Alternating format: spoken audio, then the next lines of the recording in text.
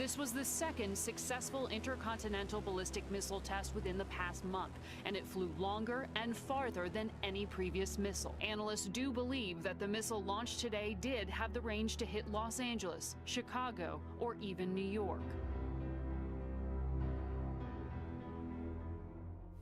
The U.S. and North Korea are now negotiating to prevent a nuclear catastrophe. Though this confrontation could not be more frightening and the stakes could not possibly be higher, the path to an agreement has been strewn with obstacles. Yet there is one key issue that could lead to a positive outcome and the prevention of disaster. In order to successfully address and remove the nuclear arsenal North Korea has developed over decades, one has to understand the driving force which compelled that country to build these weapons in the first place. That driving force emanates straight out of North Korea's experience during the Korean War. It is not an overstatement to say that the recovery of this crucial history, bringing it to public consciousness, and coming to terms with its meaning can actually make the difference between peace and a radioactive nightmare.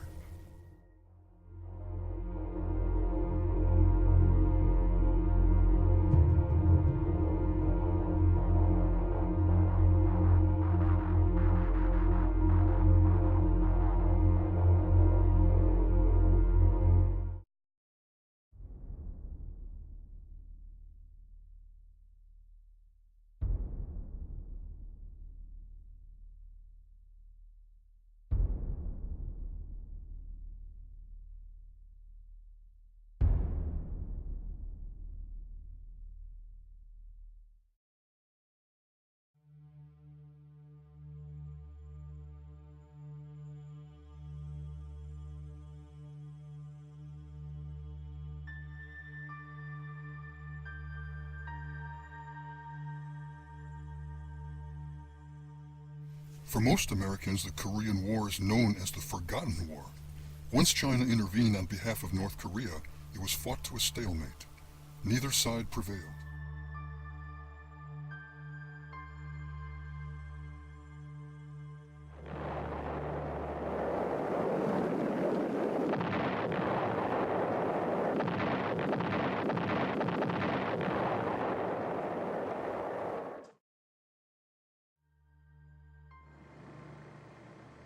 600,000 tons of bombs fell on the north. Probably 2 million civilians perished.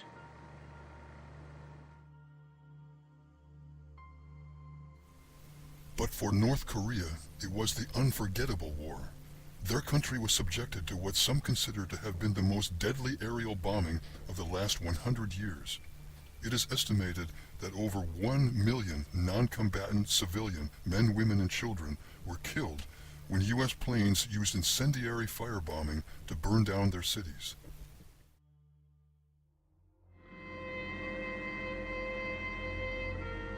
The United States Air Force destroyed every town and city in North Korea.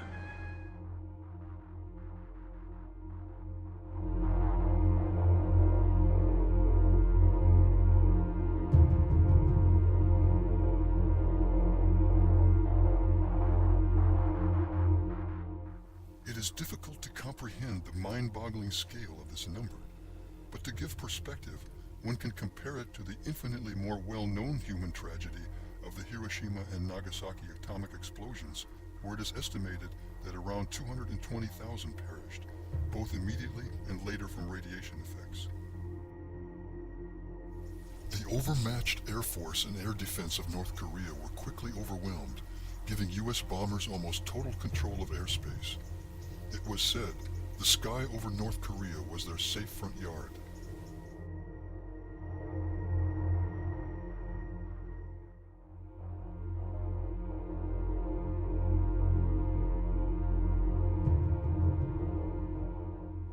Without significant opposition, U.S. forces engaged in a relentless firebombing and burning down of cities to the point where U.S. Bomber Commander General Emmett O'Donnell made this statement in testimony to Congress.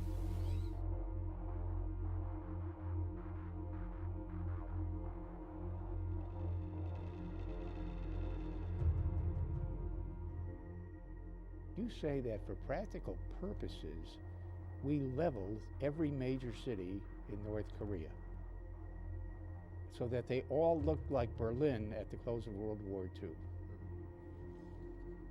Well, why am I alone in never having known this? It's probably one of the worst episodes of unrestrained American violence against another people, but it's certainly the one that the fewest Americans know about.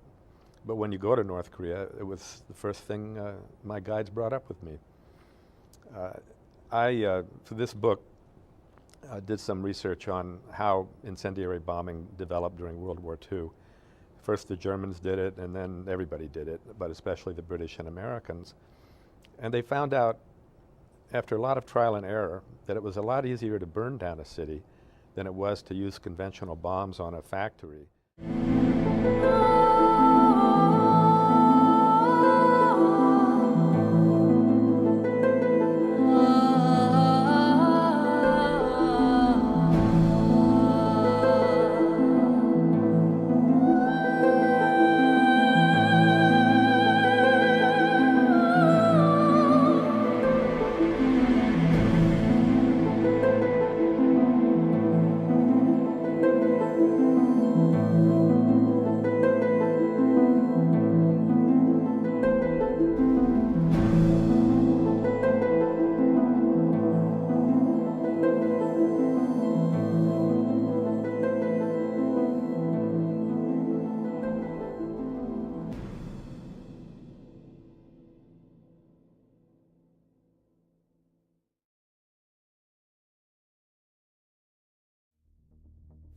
On top of this devastating wipeout of civilians, the U.S. also threatened to use nuclear weapons against North Korea.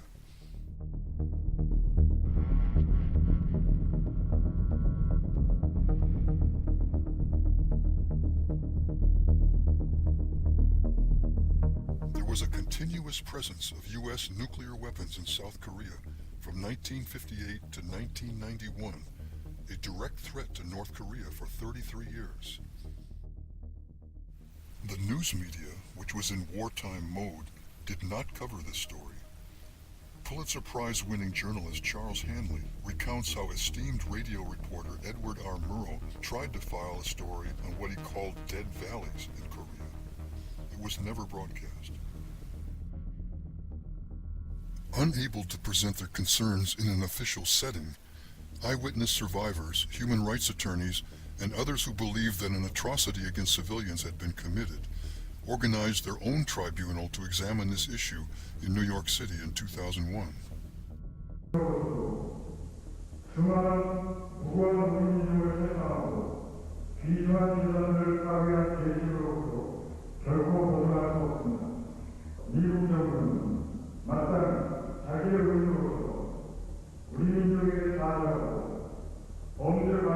These are acts that are crimes against peace. These are acts that are crimes against humanity. I ask you to find the United States guilty on these counts. He has been very threatening, beyond a normal statement. And as I said, they will be met with fire, fury, and frankly power, the likes of which this world has never seen before. What most Americans don't realize is that the thing about the fire and fury that North Korea would never witness as the world has witnessed before, that is actually completely historically inaccurate. North Korea did experience fire and fury. The US had threatened to use nuclear weapons, even though they used it against Japan and Nagasaki and Hiroshima. But they had Truman threatened to use it during the Korean War. But as many historians who covered that war show that it was so badly carpet bombed, 80% of North Korean cities were completely destroyed, that North Korea did experience it. Their pursuit of a nuclear weapon has very much, because of that experience, of that lived experience,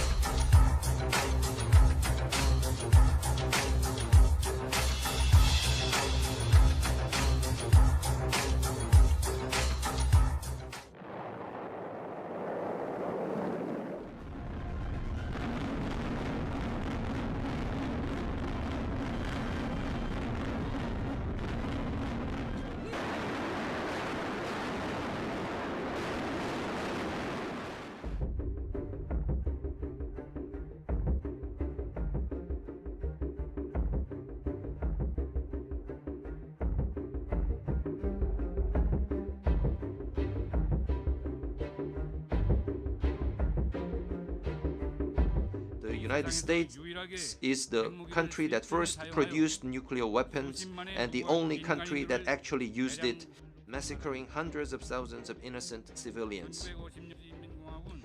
The very reason the DPRK had to possess nuclear weapons is because of the US, and it had to strengthen and develop its nuclear force onto the current level to cope with the US. The US hostile policy and nuclear threats have continued over 70 years, and these have led the situation on the Korean Peninsula to a touch-and-go point. Our national nuclear force is, to all intents and purposes, a war deterrent for putting an end to nuclear threat of the US and for preventing its military invasion. The press really doesn't talk much at all about what North Korea is actually seeking. It just sort of portrays them as this sort of, insane, attacker of the United States, whereas the U.S. is this kind of innocent bystander in Korea. And the portrayal is completely ridiculous.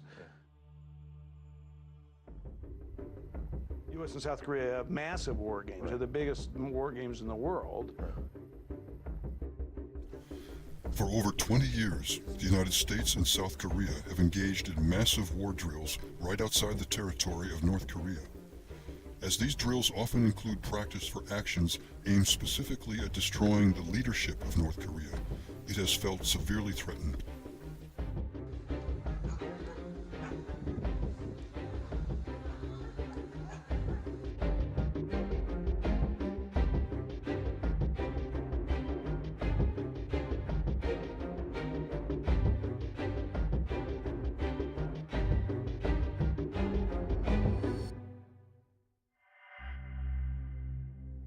Those who have followed the Korea issue for decades believe we are in an incredibly dangerous moment, far more frightening than is understood by the vast majority of the American people. They fear the two sides are locking into a collision course where a single spark, even one that is accidental, could trigger an unstoppable escalation into a catastrophic loss of life not seen since World War II and the First Korean War.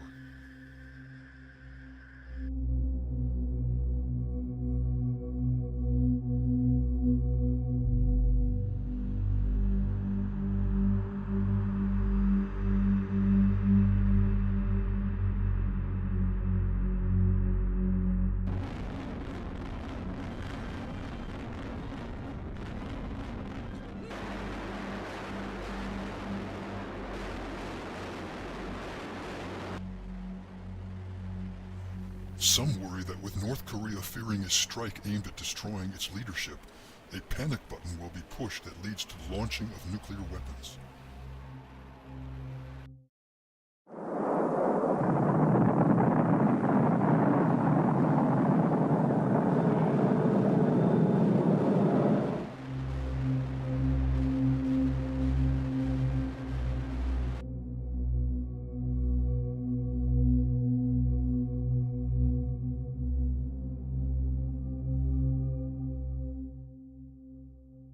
Some say a path to a negotiated settlement is possible.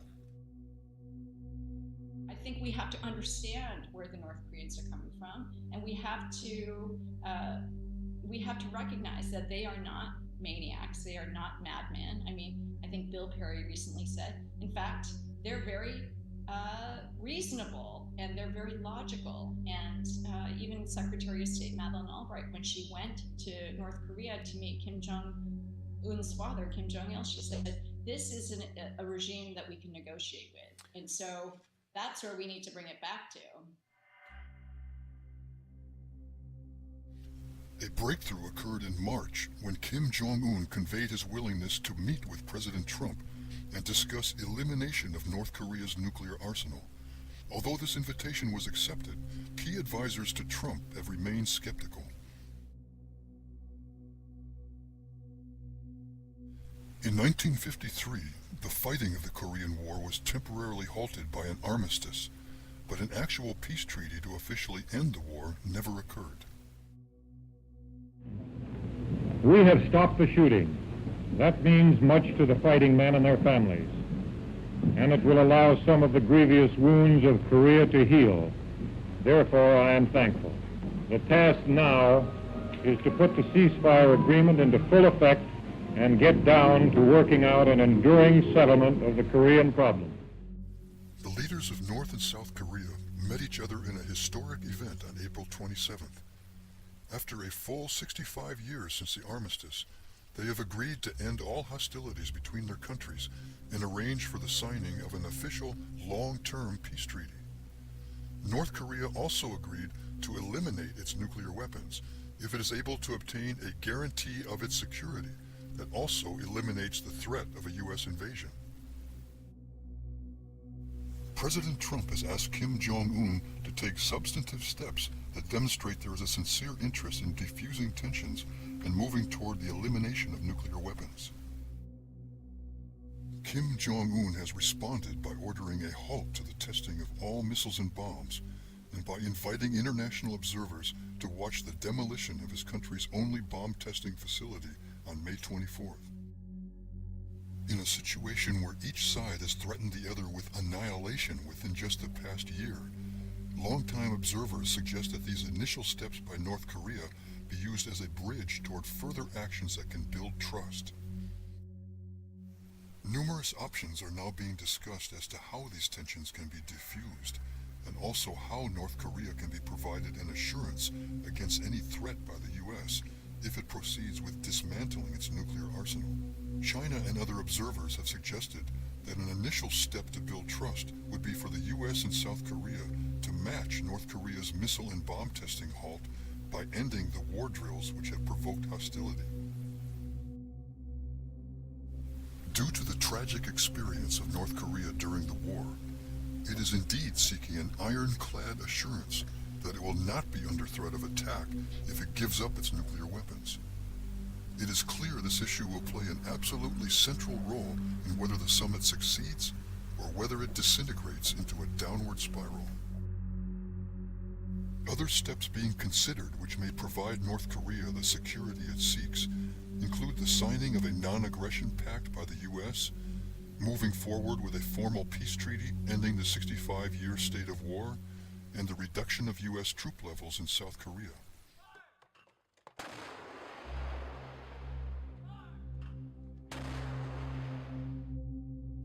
Envisioned would be a two-track simultaneous process by which initial steps toward the dismantling of nuclear weapons would be accompanied by the phased reduction of U.S. troops.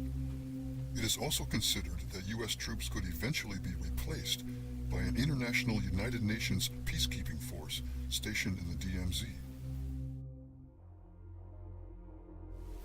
Within this context, it has been disconcerting to some to learn of the statements being issued by new National Security Advisor John Bolton, whose appointment has been accompanied by much controversy.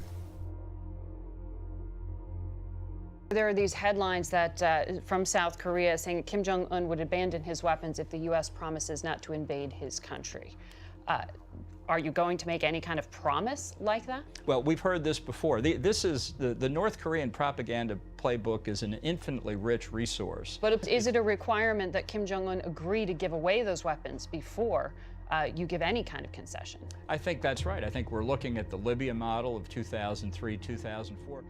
In the so-called Libya model, that country's leader, Muammar Gaddafi, agreed to dismantle his program aimed at building a nuclear weapon.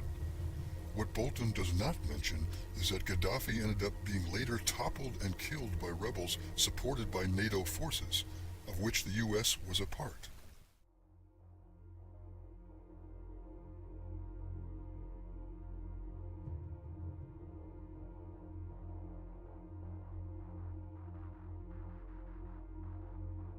When North Korea objected to Bolton and threatened to pull out of the summit, Trump publicly stated the U.S. was not applying the Libya model. Yet in his next words, he revealed that this model would indeed be employed if North Korea did not lay down its nuclear arsenal. Here is what he said. The Libyan model isn't a model that we have at all when we're thinking of North Korea. This would be with Kim Jong-un, something where he'd be there. But warned Kim Jong-un that could still happen if he refuses to disarm. That model with Gaddafi, that was a total decimation. We went in there to beat him. Now, that model would take place if we don't make a deal, most likely. For progress to occur in any negotiation, it is necessary that negotiators try to see the central issue from the perspective of one's opponent. If the U.S. had been at the receiving end of such horrific devastation, it would surely be doing all in its power to prevent such from ever happening again. By the statements it continues to make, it does not seem the U.S. is looking from this perspective at all. To many observers, it appears self-defeating for the U.S. to approach this all-important summit by making a deadly threat. Such a specter looming over this meeting is exactly why it is so essential that the suppressed history of the Korean War be brought into the open. If the U.S. does not grasp the historic driving force behind the push for nuclear, then it will very likely not be prepared to grant the changes North Korea believes are necessary to feel secure, and the talks will hit a wall. Acknowledgement of this fact actually has the power to stop a nuclear catastrophe with countless casualties.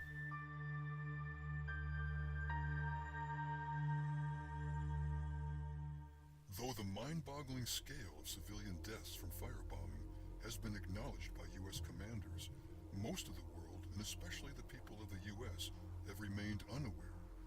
Yet this historic experience is exactly what has driven North Korea to build a nuclear force it believed would act as a deterrent toward preventing any such devastation from happening again. In this dire situation, a special role is held by the news media. While it does not make policy decisions, it does have a responsibility to report all facts that are pertinent to those decisions. Even though the telling of this historical truth can indeed prevent disaster, coverage has essentially been non-existent. By immersing itself in day-to-day developments and the action-reaction dynamic, rather than stepping back to show the larger background context of this crisis, the biggest story regarding this summit is in the process of being completely missed.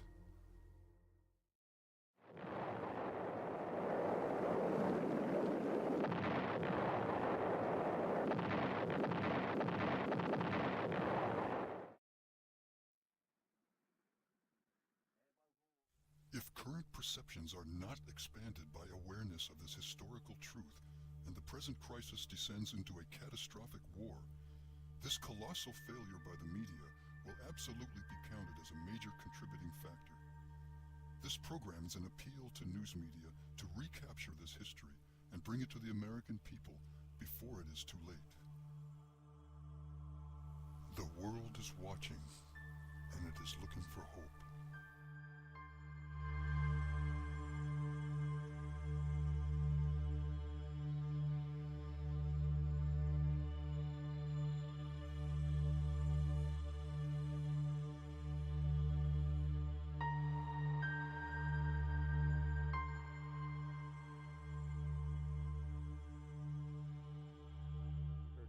Today. Let's listen to him back in 1999. Watch this. First, I'd negotiate. I would negotiate like crazy, and I'd make sure that we tried to get the best deal possible. The biggest problem this world has is nuclear proliferation. And we have a country out there in North Korea, which is sort of wacko, which is not a bunch of dummies, and they are going out and they are developing nuclear weapons. And they're not doing it because they're having fun doing it. They're doing it for a reason. And wouldn't it be good to sit down and really negotiate something? And